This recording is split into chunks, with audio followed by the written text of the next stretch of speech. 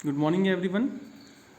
In this video, we learn about the impact of change in demand and supply of the foreign exchange rate. क्या impact होता है demand और supply का foreign exchange rate पे। और हम बात करेंगे कि सबसे पहला पॉइंट हमारा आता है increase in demand for the foreign exchange. एक चीज़ आपको ध्यान रखनी है, जब हम किसी भी चीज़ के बारे में बात करें तो अगर एक कंसेप्ट के बारे में बात करें दूसरा अपने आप कांस्टेंट रहेगा। अगर हम डिमांड के बारे में बात करें सप्लाई सेम रहेगी, और सप्लाई के बारे में बात करेंगे तो डिमांड सेम रहेगी। तो यहाँ पे आप डायग्राम में देख सकते हो, एस का इंडिकेट करता है आपका सप्लाई और डी इंडिकेट करता है आपकी डिमांड।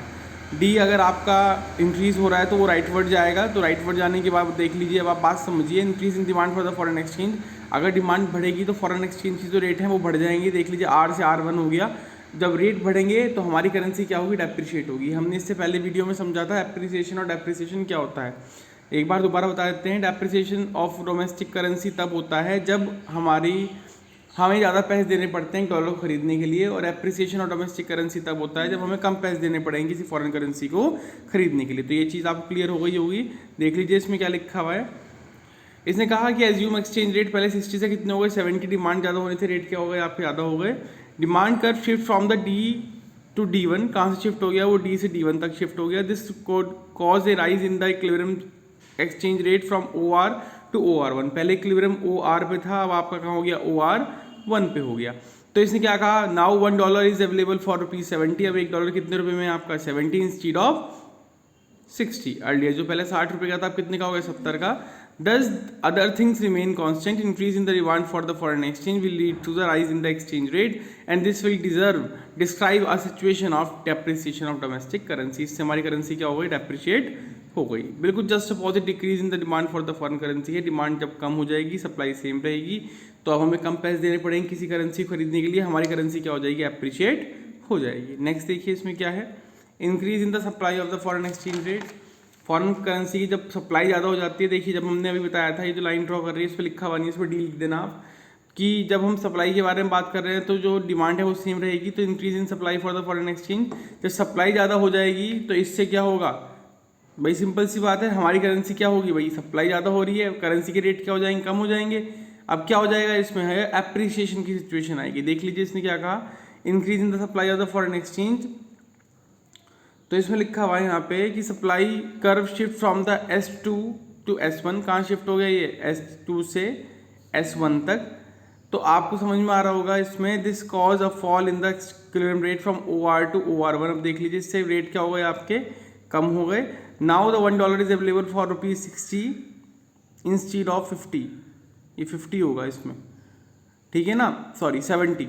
भैया पहले 70 का था और अब कितने का हो गया, वो 60 का। सप्लाई क्या हो गई, ज़्यादा हो गई उसकी। आपको सिंपल सी बात समझ में आनी चाहिए कि सप्लाई के ज़्यादा होने से प्राइस क्या हो जाता है, फॉरेन एक्सचेंज से कम, तो हमारी करेंसी क्या हो जाएगी, एप्रिशिएट हो जाएगी। ये इंक्रीज नहीं है। नेक्स्ट पॉइंट में डिक्रीज इन सप्लाई है। ये नेक्स्ट पॉइंट में डिक्रीज इन सप्लाई है, सही कर लेना सब। तो इससे हमारी करेंसी क्या हो जाएगी, यहाँ पे डेप्रिशिएट हो जाएगी। सप्लाई की डिक्रीज होने से हमारी करेंसी की जो भाई मार्केट में सप्लाई जब कम होगी, डिमांड उसकी ज़्यादा हो जाएगी, तो इससे उसके पैसे बढ़ जाएंगे। अब क्या होगा, हमारी करेंसी क्या हो जाएगी, डेप्रिशिएट हो जाएगी। नेक्स्ट आता है इसमें, why is foreign exchange demanded और components of demand for the foreign exchange, foreign और the sources of demand for the foreign exchange in the foreign exchange market. अगर मैं बात करूं तो आपको सीधा सा कंसेप्ट याद रखना है। अगर हमें कभी भी किसी फॉरेन करेंसी की डिमांड चाहिए, डिमांड करनी है, तो मतलब हमें कोई पेमेंट करना है, कोई खर्चा करना है। मैंने कहा आपको डॉलर चाहिए, मतलब आपको कोई चीज़ खरीदनी होगी तो डॉलर चाहिए ना। तो खर्चा किस चीज़ में होगा, इम्पोर्ट में, एक्सपोर्ट में, खुद सोचिए। इम्पोर्ट में खर्चा कैसे होगा, जब आप इम्पोर्ट कर दो, import of the goods and services. Investment in the rest of the world, खर्चा कर रहे हैं। Tourism in rest of the world, हम बाहर जा रहे हैं घूमने तो हमें डॉलर चाहिए। फॉरेन ट्रांसफ़र पेमेंट, हम कहीं डोनेशन कर रहे हैं, कोई ग्रांट करे, कोई हेल्प कर रहे हैं, तो हमें पैसा चाहिए उसमें।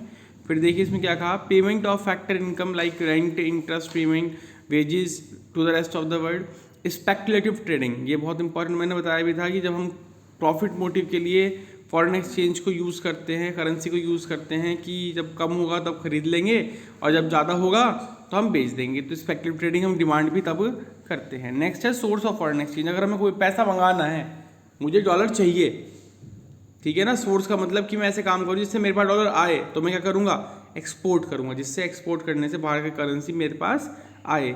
बाहर से इन्वेस्टमेंट होनी चाहिए, ठीक है ना। Tourism from rest of the world, बाहर से लोग यहाँ पे आए, फॉरेन टूरिज्म्स।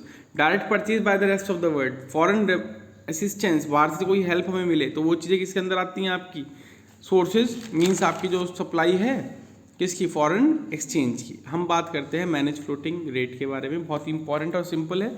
हमने ये आरबीआई में भी पढ़ा था, आरबीआई के फंक्शंस में भी आता है। जब फॉरेन करेंसी की रेट को डिजायरेबल रखना होता है तो आरबीआई मैनेज फ्लोटिंग को यूज करता है, डर्टी फ्लोटिंग भी कहते हैं। In the manage floating RBI, in manage floating the exchange rate is determined by the combined force of supply and demand in the foreign exchange market. आपको पता है जो प्राइस होते हैं वो सप्लाई और डिमांड से डिपेंड करते हैं, but the central government, the central bank RBI make interference to buy और sell foreign currency in other to control the exchange rate fluctuation. मेरी बात समझने की बहुत अच्छी कोशिश करना कि मैंने कहा एक चीज़ के प्राइस कब बढ़ते हैं, जब डिमांड ज़्यादा और सप्लाई कम होती है। मतलब सप्लाई कम का मतलब है कि मार्केट में डॉलर नहीं है। अब रेट को सही करने के लिए जितना भी डॉलर आरबीआई के पास रखा होगा वो सारा मार्केट के अंदर ले आएगा। अब डिमांड किसके बराबर हो गई, सप्लाई के, तो करेंसी कैसी रह जाएगी आपकी, बिल्कुल सेम रह जाएगी, कोई भी चेंजेस उसके अंदर नहीं आएंगे। तो फॉरेन करेंसी को डिजायरेबल सिचुएशन में रखने के लिए हम किसे यूज करते हैं, मैनेज फ्लोटिंग को यूज करते हैं। देख लीजिए इसमें नेक्स्ट क्वेश्चन क्या है, how does the RBI exercise manage floating, RBI कैसे एक्सरसाइज करता है मैनेज फ्लोटिंग। तो आंसर है इसमें, it is through sale and purchase of the foreign currency in the international money market when the exchange rate needs to be reduce. अगर हमें exchange rate कम करने हैं तो आरबीआई सप्लाई कर देगा फॉरेन करेंसी की, क्योंकि देखो रेट कम कब करने होंगे, जब ज़्यादा हो रहे होंगे। ज़्यादा कब होते हैं, जब डिमांड ज़्यादा और सप्लाई कम, तो वो सप्लाई रिलीज कर देगा, ठीक है ना। फॉरेन एक्सचेंज मार्केट में this will lead to appreciation of domestic currency, पैसे कम हो जाएंगे, हमारी करेंसी क्या हो जाएगी, एप्रिशिएट। अगर हमें पैसे बढ़ाने हैं तो हम क्या कर लेंगे, सारा करेंसी खरीद लेंगे, तो अब क्या होगा, सप्लाई ज़्यादा, ठीक है ना। तो यही सिचुएशन इसके अंदर आती है, this will lead to appreciation of foreign currency. तो ये चीज़ देख लीजिए, इसमें आपको समझ में आ जाएगा कि आरबीआई अगर पैसे कम करने होते हैं फॉरेन करेंसी के तो वो उसके अंदर सारी सप्लाई कर देगा, और अगर ज़्यादा करने होते हैं तो डिमांड करके सारी खरीद लेगा। डिमांड कम और सप्लाई ज़्यादा हो जाएगी, जिससे उसके करेंसी के रेट बढ़ जाएंगे। नेक्स्ट आता है फॉरेन एक्सचेंज मार्केट। मार्केट क्या होता है, एक जगह होती है जहाँ पे करेंसीज खरीदी और बेची जाती है। अगर हम बात करें इसमें तो क्या है, ध्यान से देखिए, in the market the large number of the foreign currencies which are traded, converted और एक्सचेंज। हम इसे ट्रेड भी करते हैं, कन्वर्ट भी करते हैं और एक्सचेंज भी करते हैं। मेन फंक्शंस क्या है इस मार्केट के, ट्रांसफर फंक्शन, ये परचेजिंग पावर को ट्रांसफर करता है। मेरे पास रुपीज़ है, उसे डॉलर में कन्वर्ट कौन करेगा, foreign exchange market. Credit function, हमें कोई चीज़ उधार में मिल सकती है, एक्सपोर्ट और इम्पोर्ट हमारे ऐसे होते हैं cross different countries. Hedging function बहुत इंपॉर्टेंट है, इसमें क्या होता है, मैंने आज जो ट्रांजेक्शन करी जब डॉलर 65 रुपीज़ का था, अगले दिन वो 50 का हो जाए, मुझे कोई मतलब नहीं है। मैंने जो ट्रांजैक्शन जिसके हिसाब से करी है, मुझे उस हिसाब से पैसा देना पड़ेगा या उस हिसाब से मुझे पैसा मिलेगा। तो करेंसी फ्लक्चुएशन से जो बचाता है वो हेजिंग फंक्शन होता है। It implies the protection against the rise risk related to the variation of the foreign exchange rate. जो वेरिएशन होते हैं फॉरेन एक्सचेंज रेट, उसके रिस्क से बचाता है। Exchange rate is locked for the future supply of the foreign currency. आज जो rate है, आज हम गोल्ड लेने जाएँ, जो रेट आज होगा हम उसे तो देखेंगे, अगर अगले दिन वो ज़्यादा बढ़ गया तो भी हमें ज़्यादा थोड़ी देने, और कम हो गया तो भी हमें कम नहीं देने, तो वो चीज़ क्या हो जाती है, लॉक हो जाती है। Operation of foreign exchange market, तो दो तरह के होते हैं, तो स्पॉट मार्केट, एक फॉरवर्ड मार्केट। नाम से समझ में आ रहा है, स्पॉट का मतलब ऑन द स्पॉट ट्रांजेक्शन, जो भी ट्रांजेक्शन आज ही होंगी, ठीक है ना, तो वो क्या है आपकी स्पॉट मार्केट है। करंट ट्रांजेक्शन जो होती हैं, the rate of exchange which prevails in the market, जो मार्केट के अंदर आज हैं।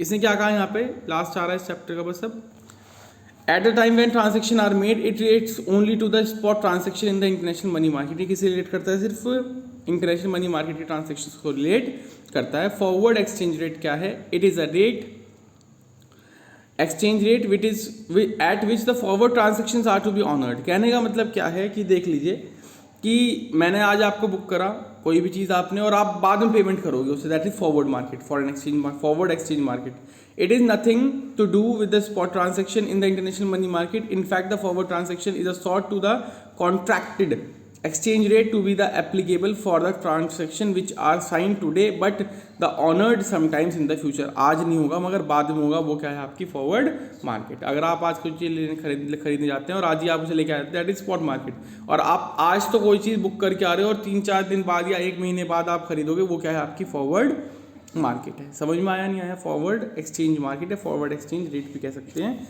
वैसे मार्केट ही कहना है। स्पॉट मार्केट भी यही सब कुछ आता है, फॉरवर्ड मार्केट में भी यही आता है।